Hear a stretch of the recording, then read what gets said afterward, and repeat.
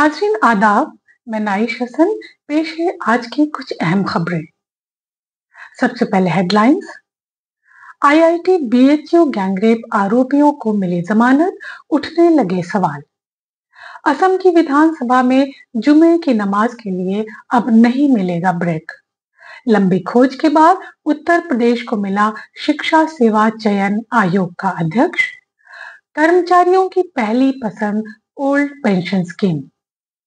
उद्धव ठाकरे का बयान, शिवाजी की प्रतिमा वाले मामले में प्रधानमंत्री की माफी में अहंकार था। पेरिस पैरालंपिक्स में प्रीति ने जीता एक और कांस्य पदक।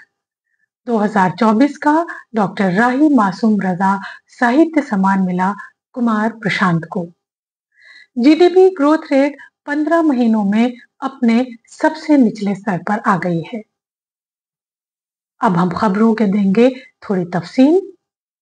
आईआईटी बीएचयू गैंगरेप के आरोपी को मिली जमानत, उठने लगे सवाल। अखिल भारतीय जनवादी महिला समिति ने बीएचयू में हुए बलात्कार आरोपियों को हाईकोर्ट द्वारा जमानत दे दिए जाने पर नाराजगी जाहिर की है। उन्होंने अपनी चिंता जाहिर की और ये कहा कि हम भाजपा सरकार के इस दोगलेपन की घोर निंदा करते हैं। एक और महिलाओं की सुरक्षा पर प्रधानमंत्री भाषण देते हैं। उत्तर प्रदेश के मुख्यमंत्री महिला सुरक्षा और कानून व्यवस्था बेहतर होने की गारंटी देते हैं और वो ये दावा करते हैं कि प्रदेश में कानून व्यवस्था बहुत बेहतर है और दूसरी ओर बलात्कारियों को बचाने का काम किया जा रहा है। संगठन का कहना है कि नवंबर 2023 में कैंपस के अंदर ये जघन्य अपराध हुआ था। सब कुछ सीसीटीवी कैमरे की जद में आ गया था। उसकी गिरफ्तारी उसके बावजूद भी नहीं हुई और 31 दिसंबर 2023 को मध्य प्रदेश में चुनाव के प्रचार में वो आरोपी लगे रहे और जब चुनाव प्रचार खत्म हो गया उसके बाद उन्हें गिरफ्तार किया गया। अब 7 महीने की जेल के बाद इनको जमानत मिल गई है। गौरतलब बात यह है कि इनकी रिहाई पर भाजपा कार्यकर्ताओं द्वारा केक काटकर उस तस्वीर को वायरल किया जा रहा है।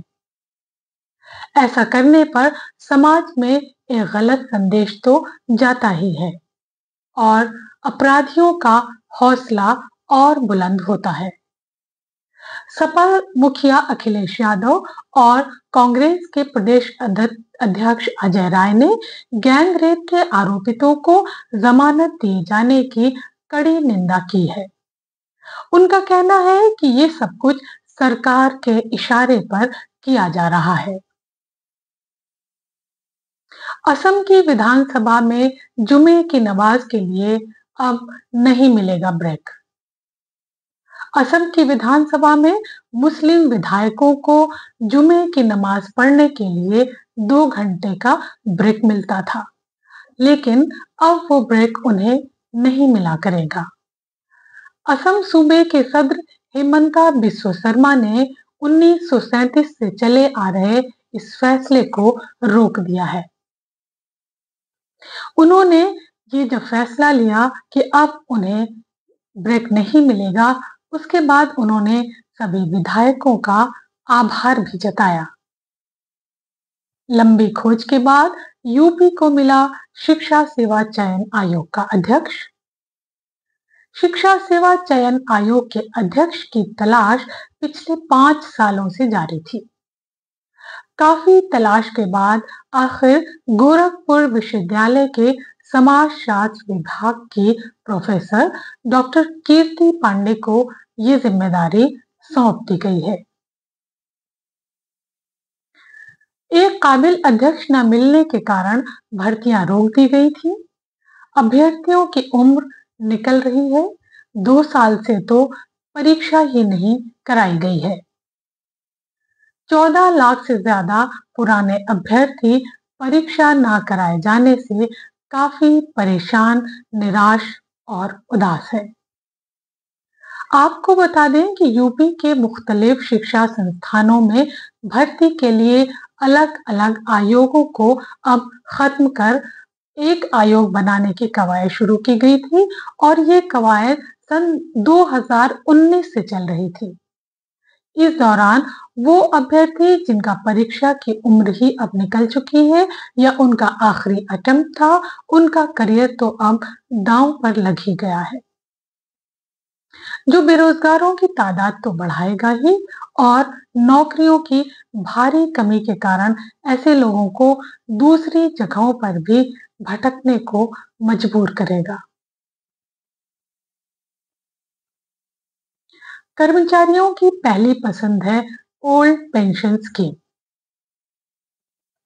नेशनल पेंशन स्कीम के बाद आनन फानन में लाई गई यूनिफाइड पेंशन स्कीम के खिलाफ लोगों में यानी कि खास तौर से कर्मचारियों में काफी रोष, नाराजगी और गुस्सा है। उनका कहना है कि हमें ओल्ड पेंशन स्कीम से कम कुछ भी नहीं चाहिए। आपको ये मालूम हो कि सन 2005 में ओल्ड पेंशन स्कीम खत्म कर दी गई थी, उसकी जगह ली थी नेशनल पेंशन स्कीम ने। इसके बाद की जितनी भी तैनाती हुई वो सारे कर्मचारी नेशनल पेंशन स्कीम के तहत आते हैं, लेकिन लोगों में नेशनल पेंशन स्कीम के लिए हमेशा से ही नाराजगी रही। जब भी ओल्ड पेंशन को लेकर सवाल उठा, विधानसभा में उठा या कहीं और उठा, तब तब सरकार ने साफ तौर पर ओल्ड पेंशन स्कीम को लाने के लिए मना कर दिया था। अब सरकार यूनिफाइड पेंशन स्कीम का विकल्प लेकर आई है। इस बारे में प्राथमिक शिक्षा प्रशिक्षित स्नातक एसोसिएशन के प्रांतीय अध्यक्ष विनय सिंह कहते हैं, यूपीएस का अब तक जितना भी आकलन किया गया है, इससे कर्मचारियों और शिक्षकों को कोई भी फायदा होता नजर नहीं आ रहा है। उन्होंने कहा कि कर्मचारियों के वेतन से 10% की कटौती होगी, लेकिन उस पर उनका कोई इख्तियार नहीं होगा।